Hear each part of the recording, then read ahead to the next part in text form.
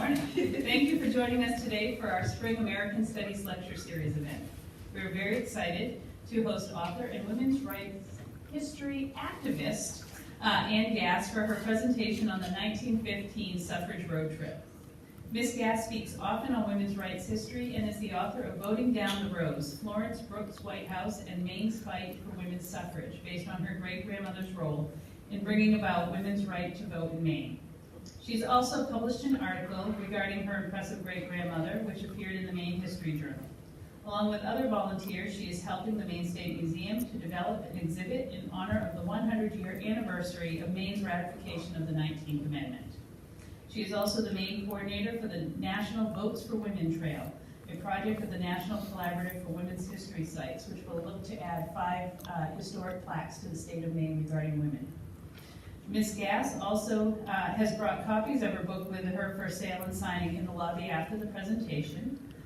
YCCC is thankful for the support from the National Endowment for the Humanities for making this series possible, and to all of you for attending. Thank you. Please help me in welcoming Ann Gass.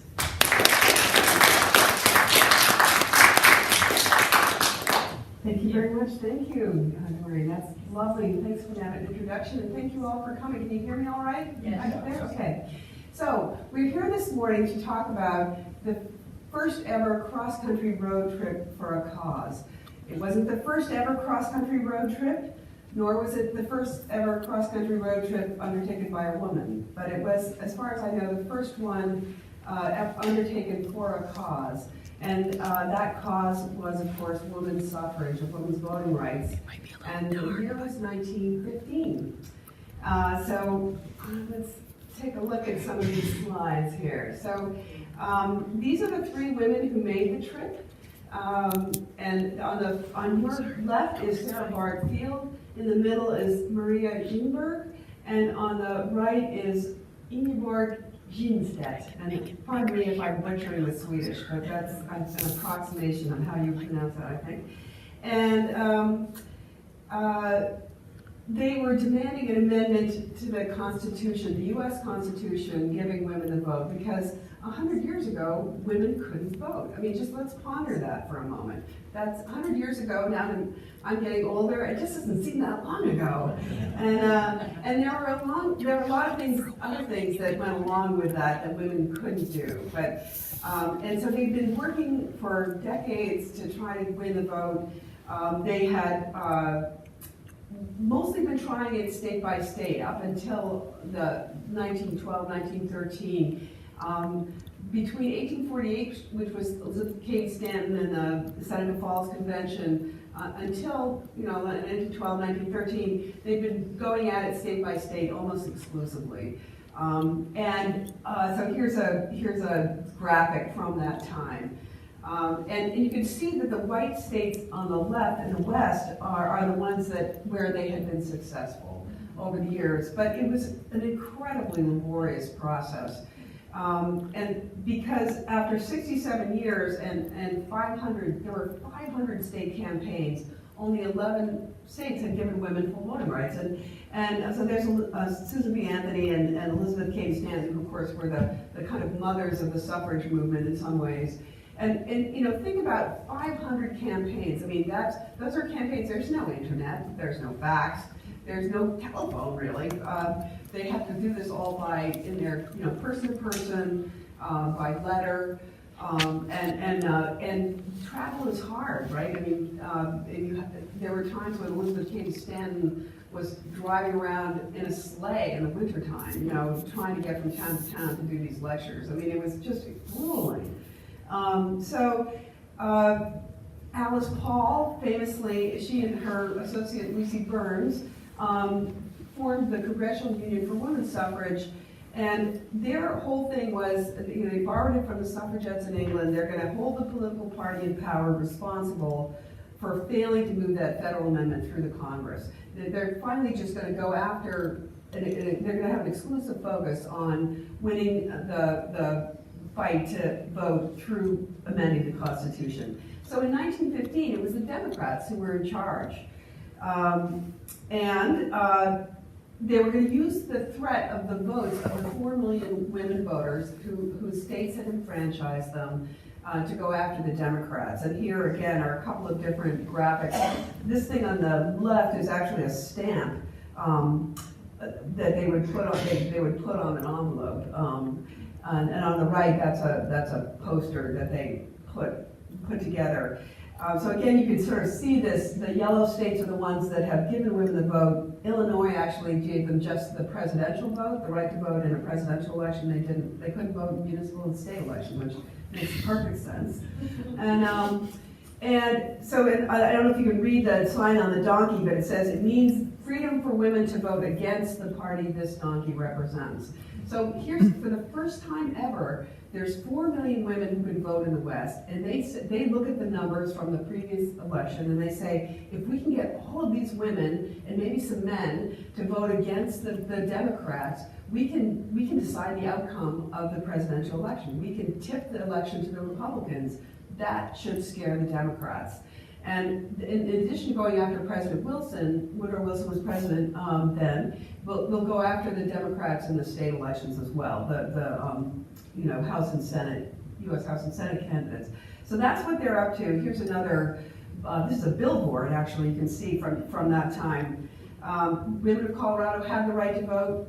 You can get it for the women of the nation by voting against Woodrow Wilson and the Democratic candidates for Congress. Their party opposes national women's suffrage. That was the message. I actually think this is from 1918. It's a little bit later, but same message.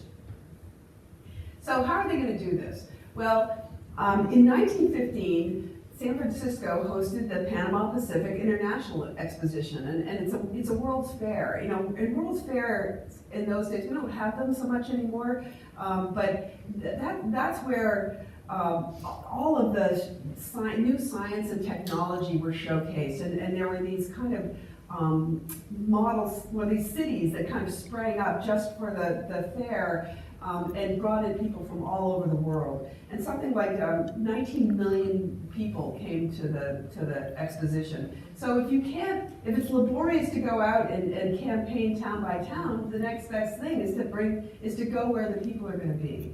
And so the Congressional Union was the only suffrage organization to have a booth at the Panama Pacific.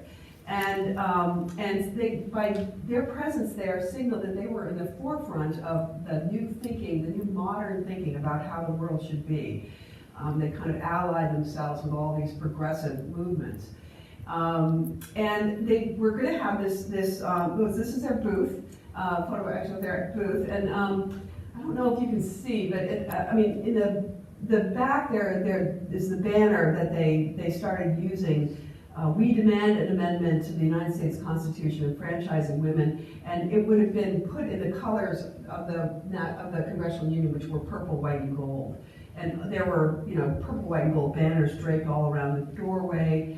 And in the back, you can't see, but they had a display of dolls where the dolls from the equal franchise states were all looking happy and dressed in bright colors, and the ones from the non-equal franchise states were dressed in drab clothing, and they looked sad, and they were kind of half hidden behind a wall. So that's kind of one of the funny things that they would do to kind of get their point across. And so here's what they decided to do. So they're at this Panama Pacific, and it opens in like January, I think, and runs through November or something like that. So most of 1915, and in September they're going to have what they trumpeted as the first ever convention of women voters, the first ever convention in the world. So they invite delegates from all these equal franchise states and to come to this convention, but a lot of other people came too, whether they were from equal franchise states or not. But the idea was that they were going to come together and agree that the Susan B. Anthony Amendment, that federal amendment giving women voting rights under the U.S. Constitution, they were going to all unite behind that, because there was a competing one I won't go into. They wanted everybody to unite behind the original one that Susan B. Anthony had introduced.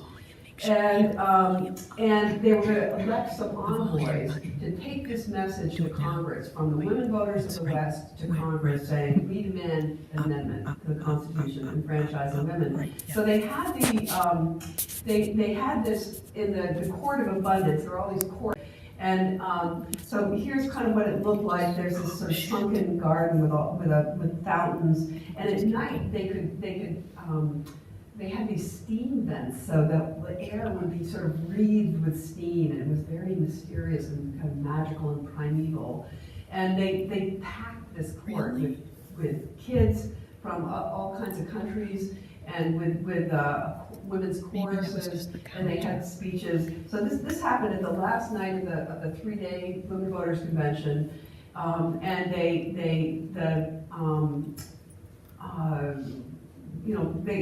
sang lots of songs and did lots of speeches, and then the two envoys came out on stage. They said their final words, and then supposedly there were 10,000 women or 10,000 people who escorted the car to the gates of the Panama Pacific, and they swung open as they approached. There was this whole candlelit procession, and then the car just sort of vanishes into the night. And it's a very dramatic pageant that they staged there. And they didn't actually leave right away, but it took them 10 days to kind of get organized. But their original plan had been to send 100 cars from San Francisco to DC to be the envoys to DC. But logistically, that was insane. I mean, and they just, even if they had the volunteers, they could never have done it. There just wasn't, in the western part of the country, there was no place to put them. And try to imagine, trying to put up 100 cars worth of women at a ranch, in eastern Nevada or something like that. Just it was ridiculous. Somebody would sure have been lost, or their car would have broken down. It would have been madness. So anyway, what happened was the Congressional Union always operated on a shoestring, and they were always, their eyes were kind of bigger than their stomach in some ways. They were always coming up with these grand plans.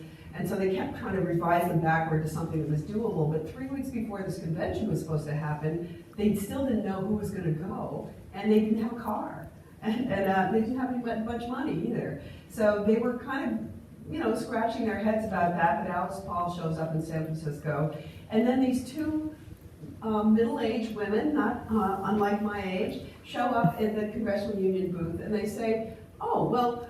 They hear about this trip, and they say, well, actually, we came out here from our home in Providence, Rhode Island, and we're going to buy a car and drive back across the country to our house. We'll take the envoys, and these petitions that they've been having people sign. So this was one of them. Maria Ginberg she was 55 years old at the time, a naturalized citizen, but she'd been in the U.S. She'd been in the U.S. quite a while. She actually was a midwife. She'd helped about 2,000 babies be born over the course of her career, and she was very mothering, and she was the kind of emotionally intelligent person on the trip, I think. And she owned the car. She was the one who bought the car. And oops, I'm not sure what happened. There she goes. Ingeborg Ginstedt was 50 years old. She and Maria had been partners for quite a long time.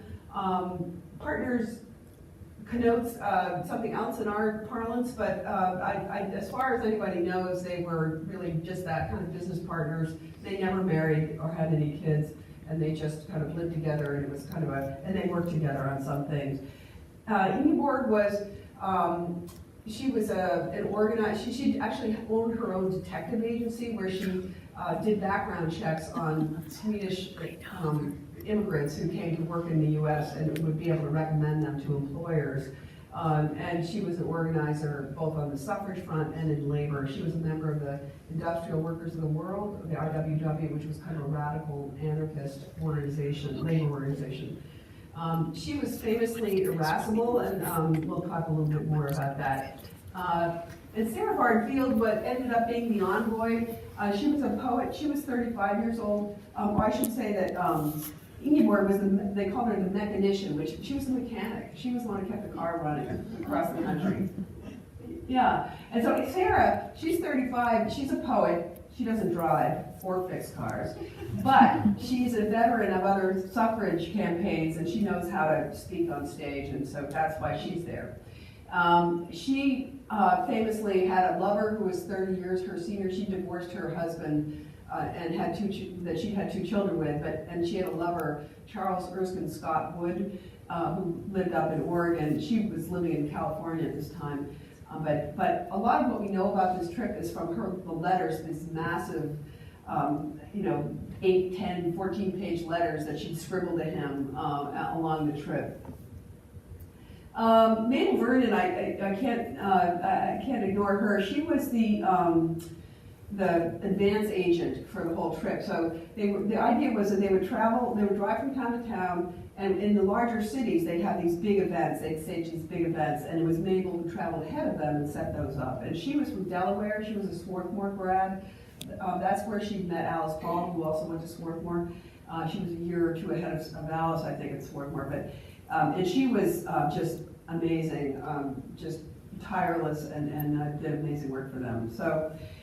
Can't ignore this character, which was the Overland 6, the car that they actually drove across country. The Willis Overland Company, which was based in Toledo, Ohio, had created this car and given it a special price to sell at the Panama Pacific and advertised in both Swedish language and English newspapers across the country, which is probably how the Swedes came up with it. It was a good deal. They were trying to grab market share, I think, because at the time there were dozens of automobile companies. The industry hadn't consolidated the way it has today. So anyway, you can see this is essentially an open car. On the back, there's that kind of material. There was a top that they could fold up, kind of like a convertible, and there were those sort of plasticky type, that's not the right material, but windows that they could kind of button down. But this is essentially an open car. And they had to strap their luggage to the outside. On the other side, they would have strapped their spare water can, their fuel cans, and that kind of thing. So that's what they went across country in. And this is their route. Amelia Fry was a researcher who later did some oral histories with both Sarah Bardfield and Mabel Vernon, and also actually with Alice Paul, which is another source of information about this trip. And so she created, based on their itinerary and their discussions, this is a map that she created of their trip. It's a little hard to see, but they basically went from San Francisco up to Sacramento, across to Reno, and then to Salt Lake City, over to Cheyenne, Wyoming, down to Denver, across Kansas, to Kansas City, Missouri.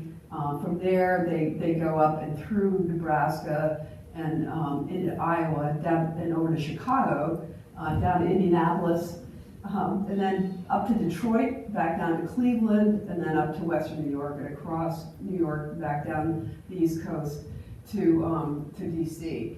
So they leave San Francisco in late September, which puts their goal is to drive into DC on December 6th, which is the opening day of Congress. And Congress they're going to have a big pageant on the steps of the Capitol. They hope to meet with the president. They don't have that okay yet when they leave. And their supporters in Congress are going to introduce the federal amendment into Congress on that day. So there are all these sort of themes are weaving together, and that's the plan. But and so in 2015, I drove this same route to see if I could learn more about what happened with them. My focus was also a little bit different. I was trying to understand in the 100 years since that trip had taken place, what was different for women and what wasn't as a result of having the vote. And so I'm not going to talk a lot about my 2015 trip today, but that's just part of the background. So anyway, they start off on something called the Lincoln Highway, which was kind of an aspirational name. The Lincoln Highway, especially in the West, was a cart track. I mean, and sometimes it had these nice red, white, and blue markers on the side of the road, but it was really, really rough. And you can see it went through a lot of their route, but not all of it. And so in my trip, this is an actual photo from my trip. This is actually east of Reno, Nevada, in the alkali sort of salt flats. 30 miles of this territory. I left San Francisco almost to the day when they left. It was a very similar fall, hot and dry. So it's probably 90 degrees going through here. Very, very dry. They were in an open car. Because if they ride with the top up, it traps the fumes from the car. So they try not to do that unless they have to, like if it's raining or something. So that's just a one shot. This is not actually from their trip, but it's from the same era. I stopped at a lot of museums and stuff, libraries, and looked at stuff. So this is, at one point, Sarah writes to her lover, as they're driving through the desert, we were plowing through the dust. And so this photo illustrates that. You just think about them in an open car, just plowing through this dust. And for miles and miles and miles. I'd never been through Eastern Nevada before. And you go up, you climb up this mountain range, and then you descend down to the desert floor, and you drive about 30 or 40 miles, and then you do the whole thing again. And you do it again, and you do it again, and you do it for days. I mean, we were driving, I also bought a new car in San Francisco, but we were driving, it was air conditioned, we had a lot of water with us, it was very comfortable, we were driving 75, 80 miles an hour, it was very different, and it was still hot. I mean, it was still just, I was in shock and awe of what they did. So again, this isn't from their trip, but it illustrates the same kind of tires that they had. Those tires were like bicycle tires. You had tubes in them. You had to, if they went flat, you had to get the tube out, patch it, see if that worked, pump it back up, see if that worked. If it didn't, you had to start the process over again. And Ingborg changed a lot of tires in the way across. So they get to San Francisco, and one thing I haven't mentioned is that there were intended to be two envoys. It was Sarah Bartfield, and there was another young woman whose name was Frances Joliffe, and she was from San Francisco. She was from a wealthy family, and they wanted her on the trip because they thought she could, she could talk to other wealthy people. She could help with fundraising, and she would sort of. Their hope always was to align themselves with the movers and shakers anywhere they went who could help tip the public sentiment towards suffrage. And so Frances, they go from the first day, they drive from San Francisco to Sacramento, and they have a big event there. And then at the end of it, Frances says, you know what, I'm not going on this trip. I'm not going to do this. I'm not feeling well. I'll catch up with you later. And so later turned out to be Albany, New York. So I'm not showing a picture of her. She didn't do the whole trip. But this is in Salt Lake City, and they had a big event there on the steps of the Capitol. And in Salt Lake City, the Capitol sits kind of at the top of this hill. And it's this beautiful building sort of modeled after the U.S. Capitol. And so all these women and men were there, and you can see there's Maria on the left and Ingeborg next to her. Sarah's on the other side, and this is I think her name is Maria Sherman, who was a famous Utah activist who worked with Susan B. Anthony. So Utah had the right to vote, women had the right to vote there because the Mormon Church supported it. And so they turned out a big group there. You can see they're all wearing these banners of purple, white, and gold for the Congressional Union. So they continue on their trip, and this is for fast forwarding. Again, this isn't from their trip, but it's probably from the early 20s or something. But this is in Wyoming, and they. Let me just back up a little bit here. They had some events happen to them, of course, and lots of adventures. And the first one is Maria gets a little bit nervous about going across this great basin of Nevada between Reno and Salt Lake City, and they decide to hire a man because he says he knows the way. And he gets them lost.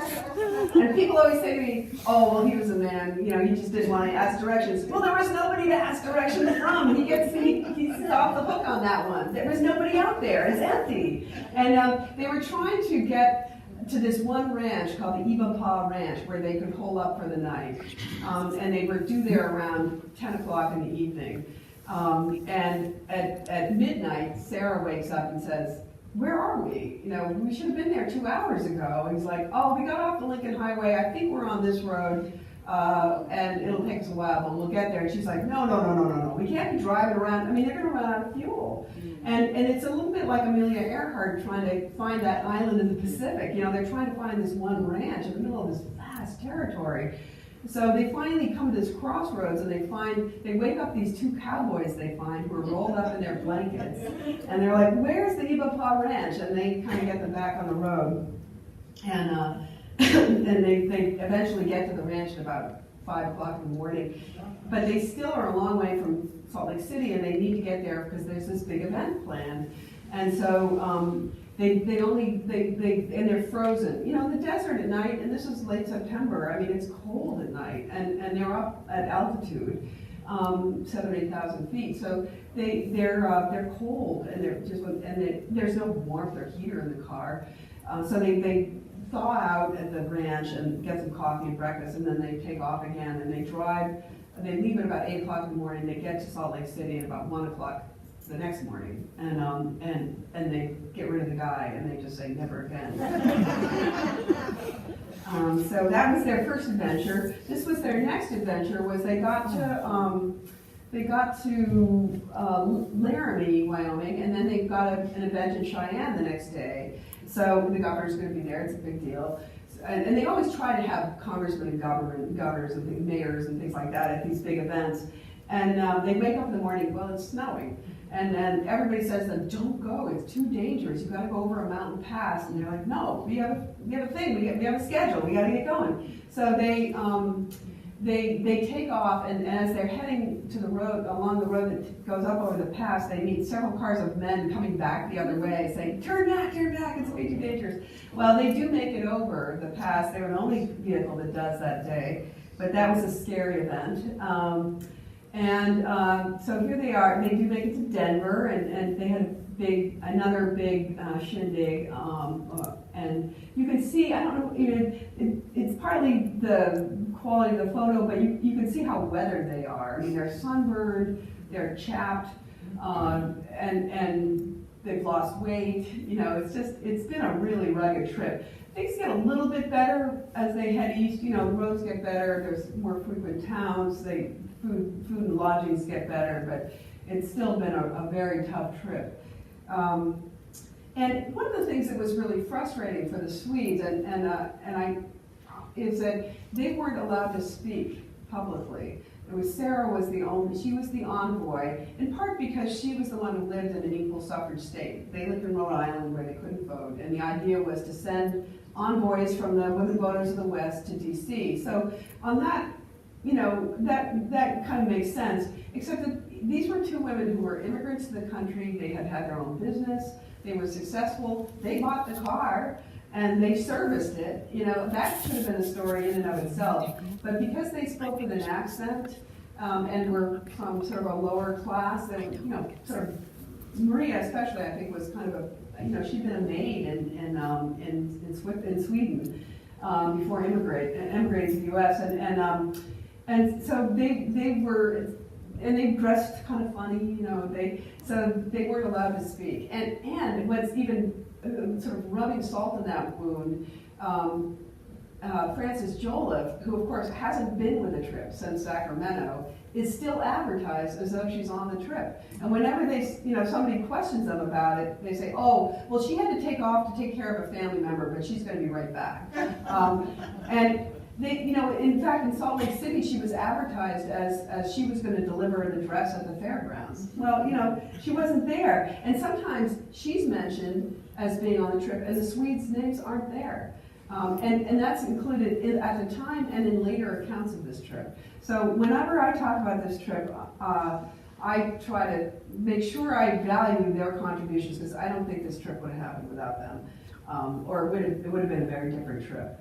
And I'm actually writing a novel about this, and I'm doing it through the eyes of Ingeborg. giving her voice for the first time. So anyway, here we are. They're in Colorado Springs. This is sort of an example of how they decorate the car. They don't usually drive with this banner on the back, but outside of a town or when they're getting ready for one of these events, they fasten the We Demand banner, they called it, to the back, and they had on the front, you'll see later, there's a picture of them. It has a On to Congress sign in the windshield, and they have banners and stuff that they put on too. Well, okay, so here they are in Kansas. I mean, this isn't from the trip, it's not their car. You can see it's a little bit later, probably because it's a hard top, but they get stuck in the mud in Kansas. They're on their way to Hutchinson, where they're gonna spend the night, and they decide to take a shortcut. And it's been raining and raining and raining. So we're into October now. It's a cold rain. I mean, this is hard. And it's 10 o'clock at night, and all of a sudden, the car just slides into this big bog, and they try to get it out. They can't. They sit in the car and they scream and scream and scream for help. Nobody comes. And so finally, Sarah jumps out of the car and slogs back a mile or two through the mud. It's funny, as the trip goes on, that distance gets larger. It starts out as a mile, and then by the time she's finished talking about it, it's 3 miles. But in any case, even a mile would be a lot when you're going through that kind of mud. And at times, she said it was almost up to her waist. She gets to the farmhouse back, that they knew was back there, wakes up the farmer and his son. They hitch up their mules to the wagon and come, so it's 2 o'clock in the morning by the time they get out of there. They get into a little town outside of Hutchinson. There's no hotel there or anything like that. They wake somebody up and they get to sort of squat in their kitchen until daylight, and then they move on to Hutchinson. They show up in Hutchinson, they're completely covered with mud, and they have an event in Emporia later that day. And they get sort of cleaned up, they have some breakfast, and they keep going. But in Hutchinson, the men tell them, there were some men who came up to them and said, "Oh, we heard you last night, we knew you there. But we said, if women want the right to vote, they have to learn how to take care of themselves, so we just let you do it." And Sarah says to them, how many times have I been up in the night with some man who couldn't take care of himself? If this is about common humanity, this is not about women's rights, or voting rights. So anyway, that was kind of the noise. So here they are in Lincoln, Nebraska, and ordinarily they would engage a band, like Mabel Vernon would in her advance work. That's part of what she would do. She would find a band who would precede them as they'd meet, outside the Capitol or something, or several streets away, and part of their publicity was this band would precede them, and then they, play some rousing patriotic songs and stuff. But in Nebraska, this was their first state, or Missouri was, Missouri was the first state that they got to where women didn't have the right to vote. But Nebraska was also a non-voting state. And so the only person they could find to give any music was this trumpeter over here. So he's their dance music. So let's talk about the petition. So all of their publicity is about, they have this petition demanding the amendment to the Constitution, and it's got 500,000 signatures on it. So as part of my background research, I tried to find that petition had to exist somewhere, and I contacted the Library of Congress and the archives and this and that. Wilson's, presidential library, nobody had it. And I started thinking, I kind of doing the math, well, 500,000 signatures, if you think about an 8.5 by 11 piece of paper, and on average there are 25 signatures per page, let's just say, that's like 20,000 pages. I mean, that's a lot. And so you think about cramming that into their little Overland 6, and so reporters must have done the same math, and they started saying, where's the petition? We want to see the petition. And all of a sudden these letters start kind of going back and forth between Mabel and headquarters in DC. It was like, do you have the petitions? We don't have the petitions. Where are the petitions, and how did we get to that 500,000 number anyway? And somebody says, I think Alice Paul came up with that. I thought it was more like 40,000. So I actually think this was a huge fiction that they perpetrated, because 40,000 signatures doesn't seem like a lot, right? But 500,000 you might wake up and take notice of, and so I think she made it up. And then what they ended up telling reporters was, oh, we shipped them on ahead, and they got lost. But somehow that story, you know, in the age of the internet, that would never fly. But they got away with it. But because all of their advanced publicity always talks about this monster petition, women with monster suffrage petition. So here they are in Chicago, I think, and yeah, and so this is the one picture we have of Ingeborg with a smile on her face. And you see, she looks a little nutty, and I'm sorry to say that, but she does look a little, I don't know. And so later, there's no mention of this at the time, but later on, when she did her oral history with Amelia Fry, Sarah claimed that she found out after the trip that prior to going to San Francisco, Ingeborg had been in a mental institution, and that somewhere in the middle of the country she threatened to kill Sarah. So, you know, we don't know exactly what the truth of that is. I mean, Sarah was kind of high maintenance. She was a little bit of a hot mess, and she was kind of whinging on a lot about missing her Erskine. And I think, you know, Ingeborg might just, but also she hogged all the limelight. And so I think Ingeborg, who really wanted to be recognized as a sort of suffrage leader, I think she might have just lost patience with her and said, "I'm going to kill you before this trip is over." I suspect, this is just my pure hypothesis, is that it might have happened in Kansas, because there was one day they were on their way to Topeka, and it was the only place where they had a big event set up and didn't make it, because they got lost. And then they had a flat tire, and then there were other mechanical problems, and they just never made it. And I'm sure there was a lot of going on. That might have been the day it happened. I don't know. So here they made it to Brooklyn, New York, and I absolutely love this picture. I mean, look at them. It's freezing. It's Thanksgiving by this time, and so look at how their clothing has changed. They're dressed like bears, and Ingeborg's hat is a little weird, you know. and Maria's hat too. She looks like a Russian papoosh. I don't know. So anyway, here they are, also in Brooklyn, and actually Ingeborg had a dress because she was a mechanic. She wore a dress that would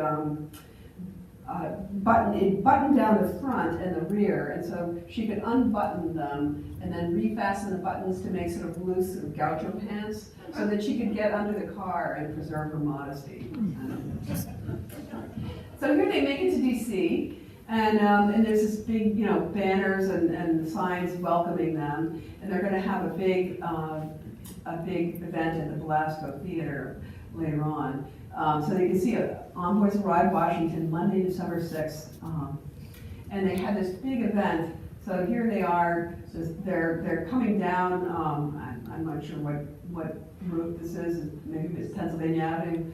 I'm not sure, but this is very typical of the kind of pageants or marches that they put on. Often horses in the advance guard, followed by women on foot. Here they are coming up to the steps of the Capitol. So there's not, you know, it's not their biggest march ever by any means, but it is December 6th. It's pretty cold, and there they are coming closer. There's the Overland 6, and they fixed their, I don't know what they did, but they fixed their petition problem. So here they are ceremoniously carrying this petition with supposedly 500,000. Interestingly, the 500,000 figure never changes, even though they started in San Francisco and collect signatures all the way across the country. So anyway, so they have it. They actually ended up creating a scroll, which looked more magnificent. And so 80 members of Congress met them on the steps of the Capitol. That's kind of what it looks like. There's a lot of people there, and there are speeches and things like that, you know, sort of the same stuff. I don't know if you can see her, but right up here, next to that column, next to the base of that column is Mrs. O.H.P. Belmont, who was there. You know, she was basically underwrote the Congressional Union and the National Women's Party. I mean, just all the way along, she was she was a former Vanderbilt who had a lot of money and made possible a lot of things, including this trip. I mean, even though the Swedes bought the car, they still had to, they still had to pay for lodgings and a lot of, the cost of putting on these events and things. So there was a lot of, and Mabel's train, she would travel ahead by train.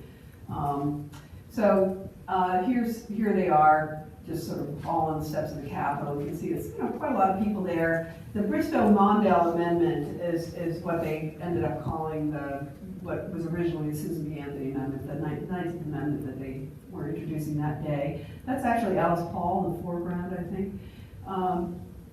So these are the Fearless Four in DC, I think, and you can see they're travel stained and weary, and but they made it through. Mabel later said that trip took so much out of her, her health was never the same. Sarah ended up kind of dropping out of the suffrage movement in 1917 after working for Mrs. O.H.P. Belmont for a year or so.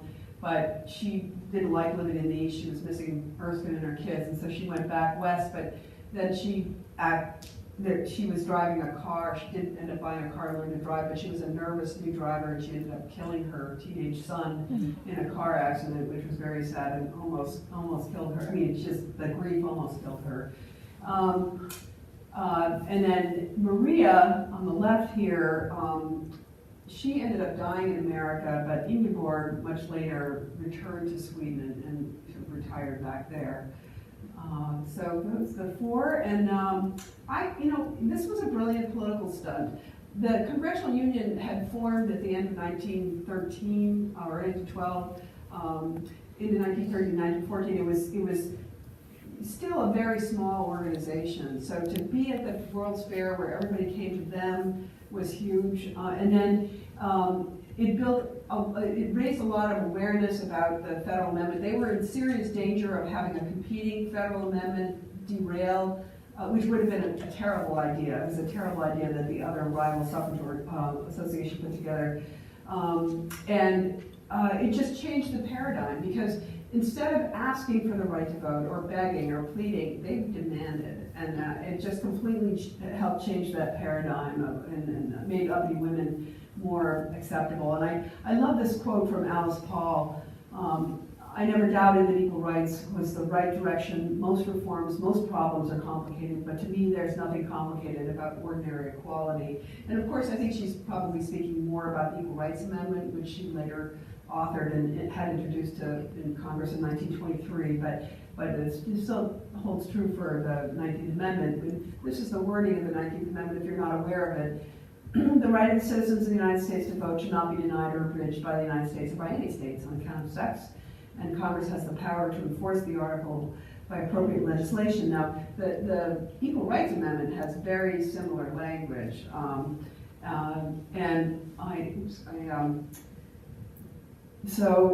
that concludes my remarks. I'm happy to take questions if anybody has any. Yeah. Why do you think those Swedish women were so involved? I mean, were the Swedes particularly supportive as a whole? Sweden hadn't yet enfranchised its women. It was a little behind the U.S. in that, I think, and I think it was Ingeborg actually, because she was an activist. She was not. I mean, the Industrial Workers of the World. I mean, that was the anarchist labor organization. It was. They were calling out the military and the National Guard to suppress their strikes. And she had actually in Providence, where they lived, she had formed. I'm blanking on the name of it, but it was her own little local suffrage organization, because I think she wasn't accepted into the mainstream one in Providence that would have been run by upper class women who were happy to have Swedish people labor in their homes, but didn't want her, sitting on their couch drinking tea with them. So I think she was an actress. I don't think Maria would have been on this trip if it hadn't been. She was the mother one who kept everybody from killing each other. And she drove the car. It's kind of amazing. Yeah. Other questions? Yeah. In the back here? I noticed that one of the slides showed what looked like a publication called the Suffrage, and I'm curious about what kinds of publications were available to women at that point, whether it's regional or national, to kind of get the word across. Yeah, I mean, there were lots and lots of different newspapers in those days. I mean, much more so than today. Although now, I guess, with the internet, there are zines or things like that, right? But the Suffragist was the official newspaper of the Congressional Union, and it was published weekly. And they were always desperate for coffee, just like any newspaper. And in fact, one of Sarah Bard Field's jobs, because she was a writer, and she had actually served as a reporter at different times, one of her jobs was to write. She was supposed to write on, accounts of their trip, and it was just brutal. Their travel was so brutal, and of course she had to write those 10-page letters to Erskine, and occasional notes to her, postcards to her kids. So she didn't have a lot of time to do that. But so they had to sort of get those together as they could. But so the Congressional Union had its own newspaper. The National American Women's Suffrage Association, which was kind of the legacy, mainstream, huge ship of a organization. They also had their own paper, and even the anti-suffragists had their own paper, the Woman Patriot it was called. It's sort of interesting how the sort of more conservatives, even 100 years ago, were claiming the term patriot, like only they could be patriots if they didn't want women to vote. Doesn't make sense to me. Yeah, you had a question? I was just curious about the legislators that proposed the amendment, and then how long did the amendment take to get through all the states and so forth? Yeah, so the legislators, Mondale was from, I want to say Montana. I mean, no, that's not right, because they met him in Wyoming. He was from Wyoming. I don't know anything about the other guy. Over the years, it changed from person depending on who was in Congress, but it finally passed. Congress finally passed it in 1919, just a quick aside, in the book that I wrote about my great-grandmother, I described Maine's efforts to ratify, and my great-grandmother and Alice Paul were right in the thick of that battle, right up to the bitter end. So it passed Congress in 1919, but of course, under our Constitution, 3/4 of the states have to ratify before it really becomes part of the Constitution. So that process, it passed Congress in June of 1919. It wasn't until August of the following year, 2020, or not 1920, I forget what century I meant, 1920, that it passed the 36th state, which was Tennessee. And there's a book out, and I'm sorry, I haven't read it yet, and I'm blanking on the name, but there is a book out about that battle in Tennessee, because it was a pitched battle to get that final state to ratify. And the fact that it was a southern state was, it was kind of amazing, because frankly, the southern states didn't want to enfranchise women because they'd have to enfranchise black women. I mean, that was the argument. And in some communities, blacks outnumbered whites. So there was very extensive, in addition to just sort of misogyny and anti-women's sentiment, there was a huge amount of anti-black or racism, and that's clear. I mean, I think it's coming out now. For many years, this history was forgotten, and then in the 60s, I think there was this revival of interest in this history, but it's showcased Elizabeth Cady Stanton, Susan B. Anthony, Alice Paul. So there's, what those women all have in common is that they were affluent, white women. And so that was kind of like the story of the suffrage movement for many years. And then, fortunately, black activists started pointing out, hey, wait a minute, there actually were a lot of black women who were active in this, and they've started to get more recognition. And so, I try to provide a little bit more of an insight, because the Congressional Union was totally saying to the South, and the senators and congressmen from the South, look, we're not telling you, you still get to decide who can vote in your state. We're just saying that you can't make it against women. You can't keep women as a class. But voting, voting qualifications, that's still up to you. So they're basically tacitly saying Jim Crow is fine. We're not going to fight you on that. Yeah. I have two questions. First of all, how is it that the western states were much more open to women voting? Why is that? So why were Western states more open to women voting? I think it was a couple of things. One is that the Western states, especially in states like Wyoming or Nevada, they needed women. I think in Nevada there were 4 men for every woman there, or maybe that was Wyoming at the time they came into the Union. I mean, they needed more women, they needed more population. They weren't going to get that without women.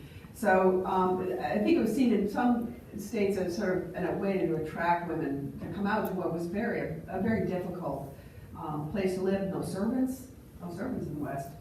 If you were used to servants in the East, you weren't going to find them out there. And you'd be doing your own washing, cooking, cleaning. And the other thing is that the East Coast was very tied to Europe and the kind of old country and the old culture, but all of that stuff got wiped away once you crossed the Mississippi. I mean, it was the new frontier, and so they couldn't. I mean, women had to work in the fields. They had to do stuff they maybe had never imagined they would do, and so all of that stuff got stripped away.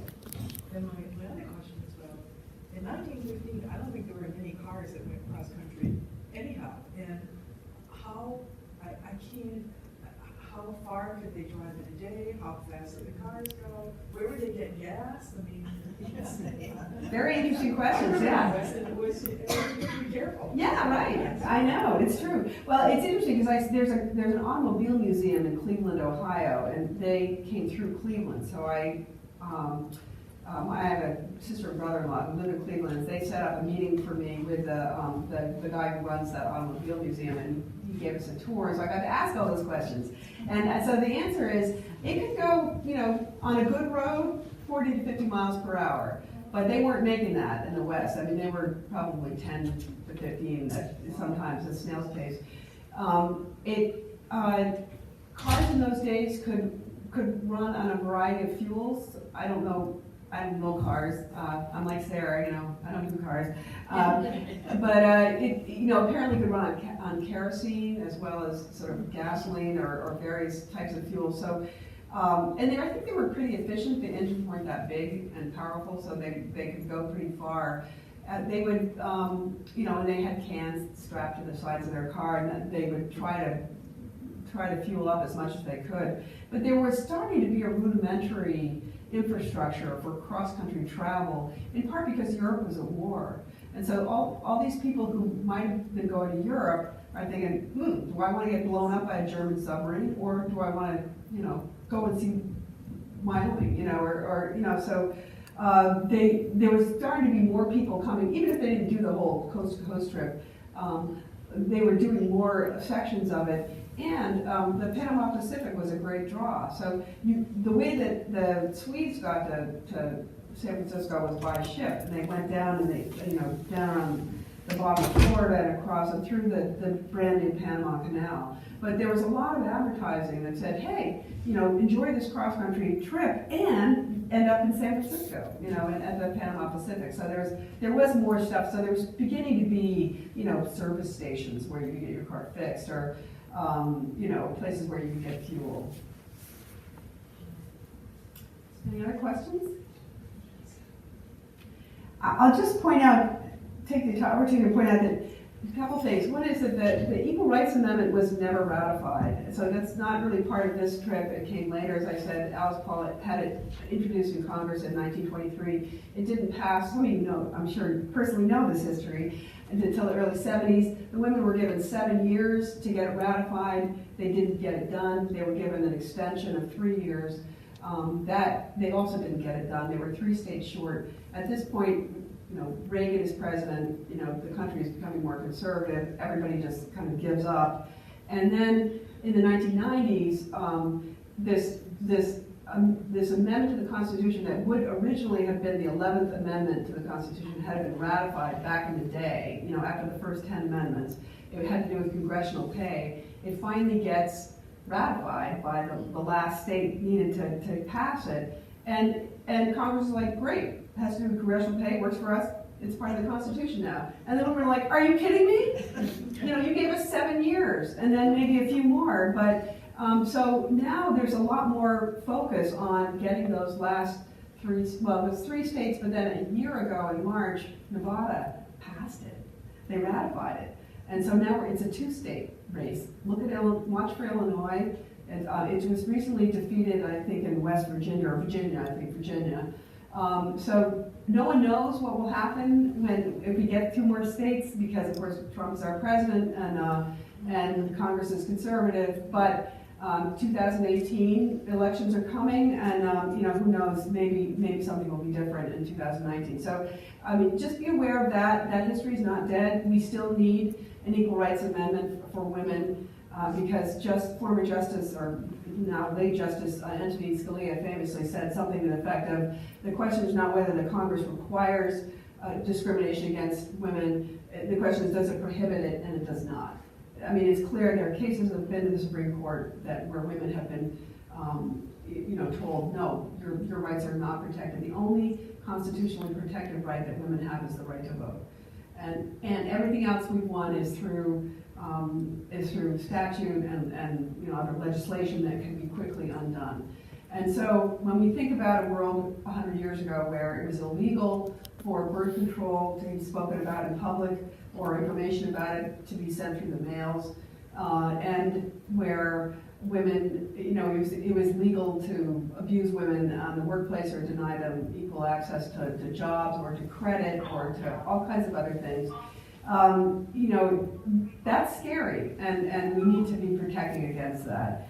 One of the things I have just a couple of these flyers. Unfortunately, I thought I had more, but I'm out. I'm trying to get this message into high schools around Maine, and I have older women who come in with me and talk about their experiences growing up in the 40s and 50s at a time when sex discrimination was legal and much more pervasive, and they talk about their own experiences. So if you're interested in hosting us to come or participating in our Speakers Bureau, we would love to have you, and my contact information is on my private to come and talk to you about. So I guess we're done. The lights have come up. Has Maine, Maine